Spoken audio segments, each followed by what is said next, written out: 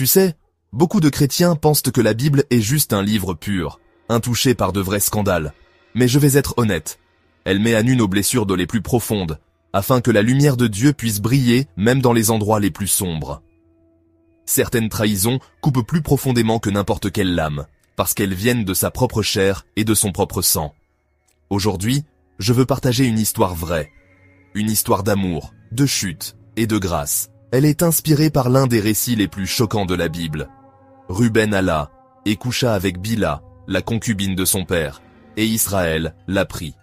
Genèse 35, 22. Un fils, une honte, une douleur qui a marqué des générations, mais aussi une leçon qui brûle pour nous aujourd'hui.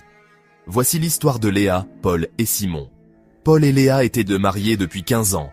Leur foyer était bâti sur la foi, la confiance et une promesse de tout partager. Simon, le frère de Paul, était presque de la famille. Célibataire, drôle, toujours présent.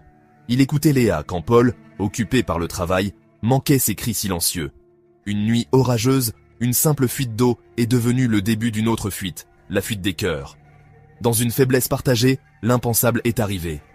Et cette nuit-là, Paul est rentré tôt, trouvant son frère Simon dans les bras de sa femme. Deux frères, jugés inséparables. Leur mère disait toujours « Deux fils, un seul cœur ». Mais ce cœur venait de se briser. Le monde de Paul s'est effondré. Ce n'était pas seulement son mariage qui s'écroulait, c'était sa propre identité, sa confiance, son sentiment d'être chez lui. Comment pardonner à l'homme avec qui il avait grandi? Comment aimer une femme qui a piétiné l'alliance la plus sacrée? Pendant des semaines, Paul s'est enfermé. Pas de prière, pas de mots, juste la même question désespérée. Pourquoi, Seigneur? Pourquoi m'as-tu laissé voir cela? Comment puis-je pardonner l'impardonnable? La douleur était accablante. En lisant Genèse 35, 22, Paul a pensé à Jacob, le vieux patriarche malmené par les épreuves de la vie, perdre Rachel, lutter avec Dieu, faire face à des conflits sans fin, et puis apprendre que son propre fils, Ruben, l'avait trahi avec Bilha. Ce n'était pas juste une erreur morale, c'était une humiliation publique, l'honneur d'une famille détruite, une blessure qui résonnait pour des générations. Paul a réalisé que sa douleur n'était pas unique. La Bible elle-même montre que nos blessures les plus profondes viennent souvent de ceux qui nous sont les plus proches. Et dans son silence, alors que chaque partie de lui criait vengeance, une présence a rempli la pièce. Pas seulement une pensée, mais comme un souffle venu d'en haut. Si tu t'accroches à cette amertume, elle te détruira plus que leur trahison n'aurait jamais pu le faire. Le cœur de Paul s'est brisé encore plus profondément. Il est tombé à genoux, et dans l'obscurité de sa chambre, il a senti cette vérité. Je suis avec toi dans ta douleur. Je suis le Dieu qui restaure ce que l'homme a brisé. Donne-moi ton fardeau, et je ferai de tes cendres un témoignage. Alors Paul a crié, « Seigneur, il ne me reste plus rien. Même mon frère m'a volé ce qui était à moi. Mais je t'en supplie, ne laisse pas mon âme mourir dans l'amertume. Guéris-moi, ou je suis perdu. » La Bible ne cache jamais notre faiblesse, mais elle révèle le pouvoir de la restauration. Paul a finalement vu la vérité. La trahison humaine ne peut pas effacer l'amour de Dieu.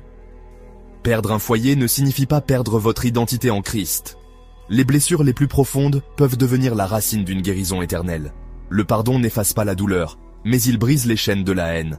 À Léa, il a dit « Je ne sais pas si je peux oublier, mais je veux apprendre à aimer à nouveau. » À Simon, « Tu es toujours mon frère, mais il faudra du temps pour te faire à nouveau confiance. Va, et laisse Dieu travailler ton cœur. » Aujourd'hui, peut-être que toi aussi tu portes la blessure de la trahison. Peut-être n'est-ce pas ton frère ou ton conjoint, mais quelqu'un que tu aimais profondément. Ne laisse pas ta douleur devenir ton tombeau. Laisse Jésus transformer tes cendres en témoignage. Prions. Seigneur, guéris les blessures les plus profondes de mon cœur.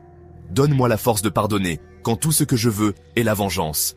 Montre-moi que ton amour est plus fort que la trahison humaine. Restaure mon âme, élève ma vie, et fais de moi un témoin de ta fidélité. Que ta grâce triomphe dans ma faiblesse. Au nom de Jésus, Amen. Si cette prière a touché ton cœur, écris dans les commentaires. Seigneur, je choisis le pardon. N'oublie pas, la fidélité de Dieu est plus grande que nos blessures les plus profondes.